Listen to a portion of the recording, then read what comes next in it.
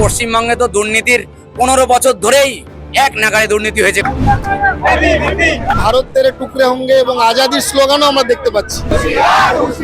সাংবাদিকদের উপর আক্রমণ, যে অসভ্যতামি বর্বরিত হত্যা কলকাতা প্রত্যক্ষ করলো, তার আমরা তীব্র নিন্দা জানাচ্ছি।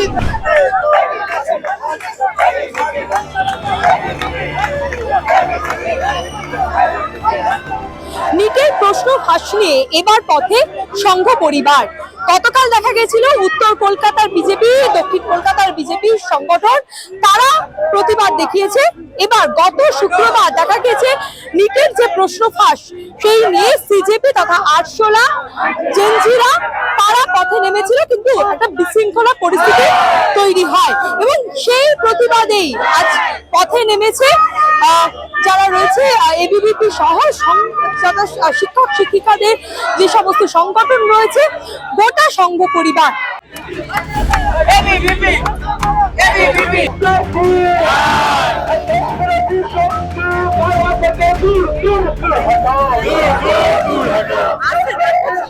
ভারতবর্ষের পার্লামেন্টারি ডেমোক্রেসিকে ধ্বংস করা, ভারতবর্ষের সুপ্রিম কোর্টের বিচার ব্যবস্থাকে ধ্বংস করা, দেশের সম্প্রীতি নষ্ট করা এবং ভারতবর্ষের দিকে দিকে দেশবিরোধী শক্তি যে গড়ে উঠছে এবং ভারতকে বিদেশির হাতে তুলে দেওয়া, বিদেশি ফান্ডিং যে হচ্ছে সেই ফান্ডিং এর বিরুদ্ধে এবং ভারতবর্ষে নতুন যে আইন হচ্ছে FCRA, foreign contribution regulation act, এই আইনটা যাতে পাশ না হতে পারে তার জন্য দেশবিরোধী চক্রান্তকারীরা পার্লামেন্টের ব্যবস্থাকে স্তব্ধ করা দেওয়ার জন্য যে ব্যবস্থা করছে তারই প্রতিবাদে এবং রাষ্ট্রবাদী যে সরকার ভারতবর্ষে চলছে তাদের সাথে আসি এবং তাদেরকে সমর্থন করছি আমরা।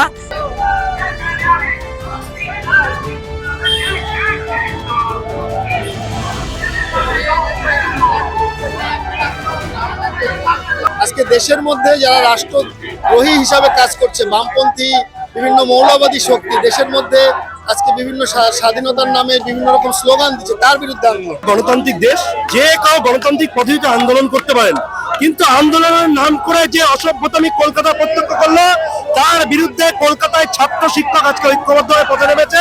আজকে জেনজিরা, কলকাতার জেনজিরা জাতীয় পতাকা নিয়ে এই বার্তায় কলকাতার রাজপথে দিতে যায়, তারা দেশের সাথে আছে। তাদের দাবি যে কোন রকম যারা রাষ্ট্রদ্রোহী স্লোগান দিচ্ছিল সেদিন দেখা গেছিল তাদের প্রতিবাদ এবং সাংবাদিকদেরকেও মারধর করা হয়েছে, সেই প্রতিবাদে জাতীয় পতাকা নিয়ে তাদের আজকের এই মিছিল, একই রুটে মিছিল এই গোটা সংঘ পরিবারের। বিউ সরকার রিপোর্ট, আজকাল.in।